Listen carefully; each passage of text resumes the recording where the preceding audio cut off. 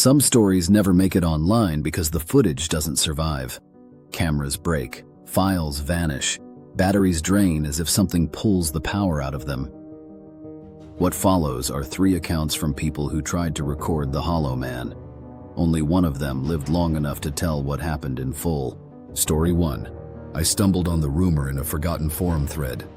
The subject line was simple: "Don't film the seam." The last reply was 3 years old, and the attached photo wouldn't load without refreshing the page. Most people would have dismissed it as digital rot. I wasn't most people. My channel lived on urban legends and roadside mysteries, and a decommissioned rail tunnel just 2 hours away sounded like content I couldn't pass up. By the time I reached the site, the sky had dulled into that coppery shade evenings sometimes wear. The tunnel's bricked mouth looked bruised, its maintenance door painted a washed-out blue that never quite belonged in nature. I narrated into my mic while my camera captured the scene, keeping my tone curious but steady. The door latch gave with a weak metallic groan, the kind that makes you feel watched even when the woods are empty. Inside, the dark wasn't just absence, it had weight. I set the lens toward the edge where daylight stopped and the black began. The frame filled with static noise, as though the camera hated what it was asked to see. Then the seam shifted. It wasn't my eyes. The border bent like it breathed once. My narration wavered, but I kept talking, desperate to make my voice proof I was still in charge of the story. That's when the silence began stacking. Cicadas dulled. The tunnel hummed, low and metallic, like something too heavy moving without feet. I widened the frame, but instead of calming me, it revealed more wrongness. A vertical silhouette taller than the curve of the tunnel itself, pressed against the border of light. The lens refused to focus. My hand shook enough that the gimbal whined. The figure tilted its head toward me, though no features existed to tilt. I told my audience I was stepping back, though my body had already started retreating. The air temperature dove, sharp as freezer air. My breath fogged white across the viewfinder. Then the gimbal motor died, the camera sagged, and for 1 second, I knew the device wasn't mine anymore. The recording counter reset on its own and began climbing. I pulled the battery. Nothing changed. The screen kept glowing, showing the seam advancing with me, always the same distance away no matter how much ground I stole. I reached the creek outside and thought water might stop it. But when I glanced into the lens, the reflection of the figure leaned above me, studying the line where glass meets sky. Not standing in the world, standing only in reflection. At the car, I tried once more to stop the recording. Instead, the display lagged half a second behind reality, showing me at my hood with a taller shadow touching the seam between windshield and air. I didn't scream. I drove away, camera perched on the dash like a passenger I couldn't eject. Bridges, road signs, sky gaps. All of them briefly framed his height. When I finally sat at my apartment desk, I told myself it was just footage, data, something editable. But the card showed no files, only empty folders dated with times that hadn't happened yet. The camera's viewfinder still glowed, though I'd set it down facing the ceiling. In its reflection, my apartment door hung slightly open, and the seam it revealed wasn't made of wood. It was waiting. The chair under the knob shifted with a scrape. The door eased 1 inch open, like someone cautious not to wake me. I reached for the lens, intending to blind myself with my own hand, but what I felt was not glass. It was colder than ice and shook my palm like a formal greeting. The counter ticked past 1 hour and started again. That was when the recording finally got what it wanted.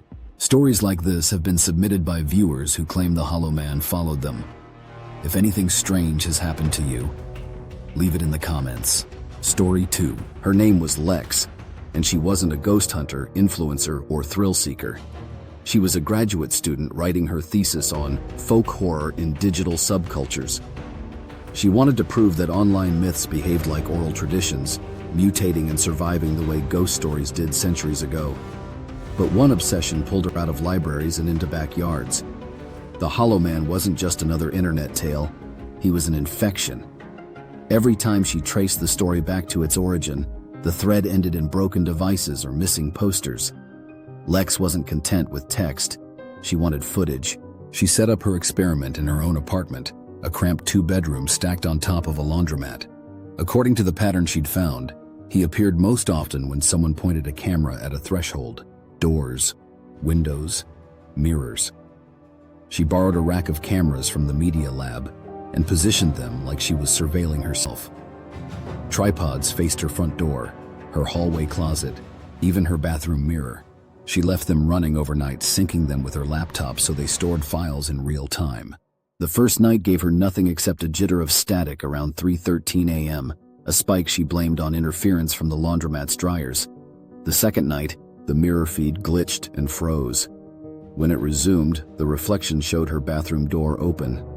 In reality, it was closed.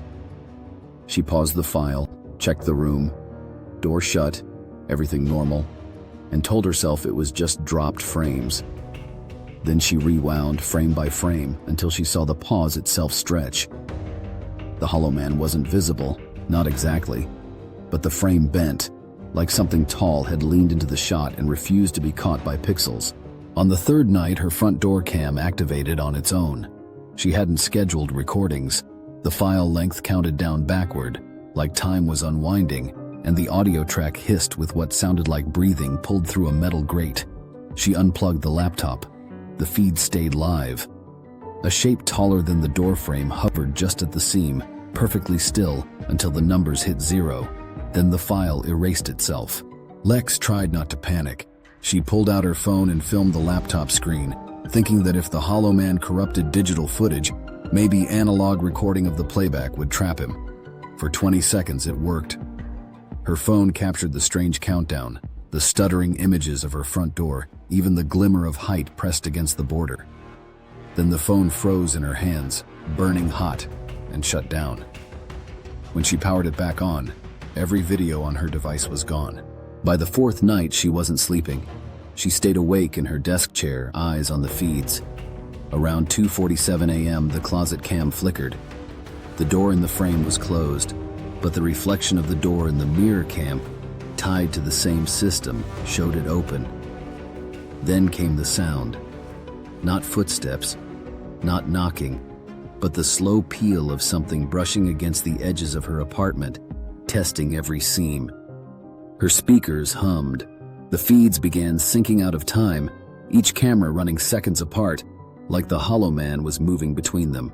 Lex leaned forward, whispering into her mic, "If you want me to see you, then show yourself." She meant it as a dare, but it was also an invitation. Every feed froze at once. For a heartbeat, all her monitors displayed her own face staring back. Except her reflection wasn't still. It was standing. Behind her. She whipped around and saw nothing. The apartment was quiet, even normal. But when she turned back, the screens all showed the Hollow Man, stretched and thin, standing where her body should be. One hand pressed flat to the border between her face and his. She reached out, not to touch him, but to close the laptop lid. It didn't move. Her hands went through the plastic like the hinge no longer obeyed her. She realized the seam wasn't the door or mirror anymore. It was the screen itself. The final thing her system recorded was Lex rising from her chair, but the footage showed her moving in two places, one body turning away, another still facing the Hollow Man. When the files auto-synced to the university server the next morning, her name was listed as inactive. Lex was never seen again. Only the footage survived, and even that rewrites itself when copied. If you're still watching, you're not alone. Most people turn this off by now. But you want to see what happens next. Maybe you should stick around, or subscribe before it gets worse. Story 3. The survivor called himself Mason, though most believe that wasn't his real name. He told his story in fragments, half-whispered at conventions, and uploaded in chopped audio files to message boards. Mason claimed he once worked in local news. His job was simple: run the overnight ENG camera, film accidents, fires, crime scenes. But one call took him somewhere stranger. Dispatch sent him to an abandoned shopping center slated for demolition. Teens had broken in, reports said, and neighbors heard screaming. By the time Mason arrived, the kids were gone. But the mall's glass doors stood wide open, and his producers wanted footage for the morning segment. He powered up his rig, letting the light spill into the dead atrium. The beam cut through floating dust and lit the wide seam where glass doors met shadow. That was when he saw it, taller than the food court signs, standing where the light ended. At first, Mason thought it was just a figure, maybe one of the teens, but when he zoomed in, the viewfinder glitched. The image folded, as though the lens couldn't decide what it was looking at. His camera whined, not mechanical noise, but something alive, a pitch too low to belong to electronics. He pulled the focus ring, and the figure tilted. It wasn't turning. It was tilting the world around it. Mason backed away, but his camera kept rolling, dragging his steps with it. Every time he angled toward the exit, the feed showed him walking deeper into the mall. The reflection in the glass storefronts revealed the truth. The Hollow Man was filming him. Mason wasn't behind the camera anymore. He was in front of it, a subject caught. He tried smashing the rig against the tile. It didn't break. The footage kept playing across every blank surface. Store windows, dead monitors, even patches of polished floor. He saw himself in every angle, each reflection showing a different delay. In some, he was still alone. In others, the Hollow Man already stood at his shoulder. Mason made one desperate move. He turned the lens on himself and spoke directly. "If you're recording me, then I'll record you. Let's make this mutual." The feed stuttered. For a second, he saw the Hollow Man clearly. A body-shaped void, edges unraveling like VHS tape left in the sun. Then the camera shut off, finally dead. The silence was so sharp it rang in his ears. He dropped the rig and ran. When he burst through the doors, dawn was already bleeding across the parking lot. He didn't remember hours passing, but the sky didn't lie. Mason never returned for the camera. Weeks later, demolition crews found the rig in the rubble. It powered on with a fresh battery, but every file contained only one image. Mason's face, lit from below, eyes wide, frozen in mid-breath. Mason says he survived because he broke the cycle. He refused to carry the recording with him, but he admits he still sees the Hollow Man sometimes, in windows and blank TVs, studying the seams. He warns anyone who asks, the Hollow Man doesn't want to be filmed. He wants to film you. New horror drops every Hollow Wednesday.